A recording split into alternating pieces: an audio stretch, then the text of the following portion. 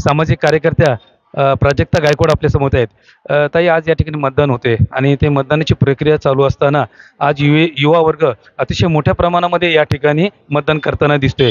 त्याचं प्रामुख्याने काय कारण असावं? आपलं नाव सांगा. म्हणजे युवा आता म्हणजे युवा जी पिढी वोट करते कारण ती खूप गरजेची आहे. आता आपल्याला म्हणजे संविधान जर वाचवायचं असेल, डॉक्टर बाबासाहेब आंबेडकरांनी सांगितलंय मतदान हा आपला हक्क आहे आणि तो वाचवून म्हणजे तो संविधान जर वाचवायचा असेल तर आपल्याला वोट करणं खूप गरजेचं आहे. त्या ठिकाणी अशी पण एक मागणी होते युवा वर्गाकडनं, की हे मतदान केलं जाते त्या मतदानाचं सर्टिफिकेट मिळावं असं शासनाकडनं काही त्याची योजना, तर त्याच्याबद्दल आपण काय सांगाल?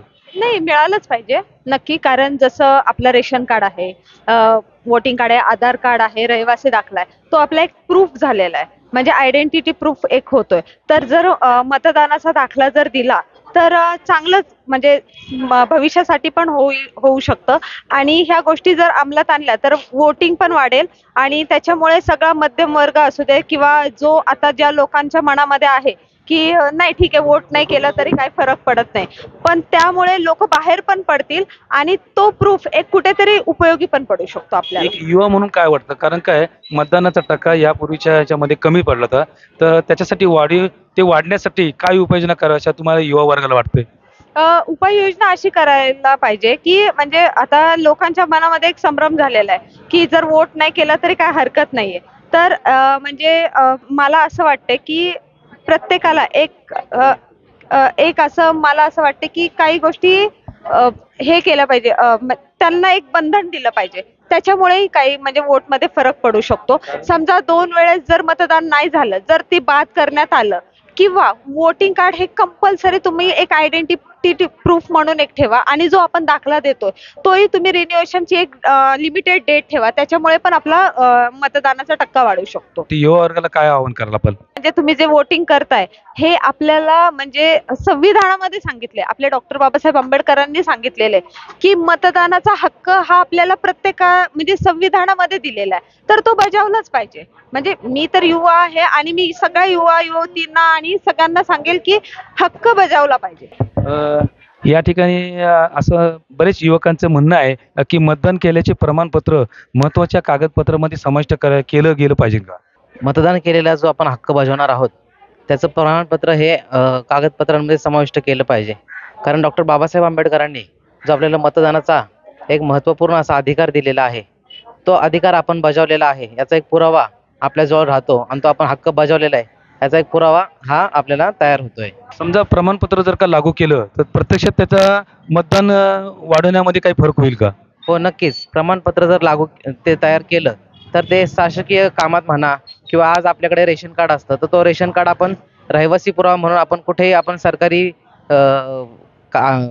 कार्यालयांमध्ये आपण तो दाखवू शकतो.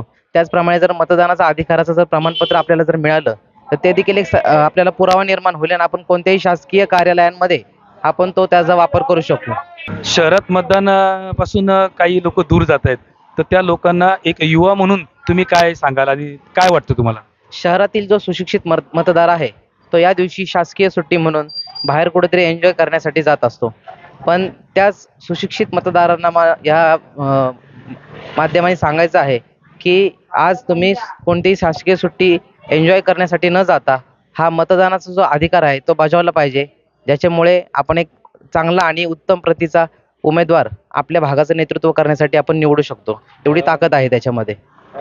मतदानाला प्रोत्साहित करण्यासाठी कोणकोणत्या उपाययोजना राबवल्या गेल्या पाहिजे? मतदारांना प्रोत्साहित करण्यासाठी या ठिकाणी सर्व विविध सामाजिक संघटना आणि काही NGOs असतील त्यांना एकत्र घेऊन शासनाने त्या संदर्भामध्ये जनजागृती केली पाहिजे. शेवटच्या घटकापर्यंत, शेवट तळागाळातल्या मतदारांपर्यंत जाऊन जनजागृती करून या ठिकाणी आपण जर ही जनजागृती केली तर नक्कीच आपल्याला यशस्वीपणे आपल्याला त्या ठिकाणी मतदानाचा टक्का वाढलेला दिसेल आणि भरपूर प्रमाणात मतदार बाहेर पडतील असं माझ्यासारख्या युवाला वाटतं. मतदान न करणाऱ्या नागरिकांना युवक म्हणून आपण काय आवाहन कराल? मतदान न करणाऱ्या नागरिकांना मी एवढंच आवाहन करू इच्छितो की सर्वांना हात जोडून या ठिकाणी विनंती आहे की सर्वांनी मतदानाचा हक्क बजावला पाहिजे, जेणेकरून मतदानाची टक्केवारी वाढेल आणि या ठिकाणी एक सशक्त भारत आणि एक बळकट भारत निर्माण होण्यासाठी आपली सर्वांची मदत होईल आणि आपला एक तो खारीचा वाटा असेल आज एवढं असं मला वाटतं.